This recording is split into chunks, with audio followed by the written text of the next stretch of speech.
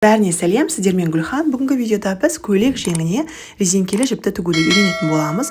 Ол үшін жең ұзындығына 5 см қосымша беріп, матаны қиып, төмен жағын қайырып өңдеп боламыз. Төмен жағынан жоғары қарай 4 см-ге көтеріп, бірінші сызықты сызамыз. Әр сызық арасы 1 см болатындай етіп, түзу 4 сызықты сызып шығамыз. Тігін машинасындағы зигзаг тігісін таңдаймыз. Енін 3 мм, зигзаг тігісі ұзындығын 2,5 мм-ге қойып, резинке тігістің дәл ортасында қалатындай етіп тігіп шығамыз. Басы мен соңында 5 см резинке қалатындай етіп, артығымен қиямыз. Барлық тігісті тіккеннен кейін резинкені екі жағынан ақырын тартып, өзімізге қажетті ұзындыққа дейін келтіріп аламыз. Жеңнің оң жағынан ішіне қаратып, жан тігісін түзу тігіспен тігіс ұзындығын 1,5 мм-ге қойып тігіп шығамыз. Сосын оверлоктасаңыз болады. Кез келген көйлектің жеңін қалаған ұзындықты алып, дәл осы әдісті қолдансаңыз, көйлегіңізге ерекше сән бересіз. Видео ұнаса, лайк басып, өз пікіріңізді міндетті түрде жаза кетіңіз. Каналға жазылып алыңыз. Сіздермен болған Гүлхан.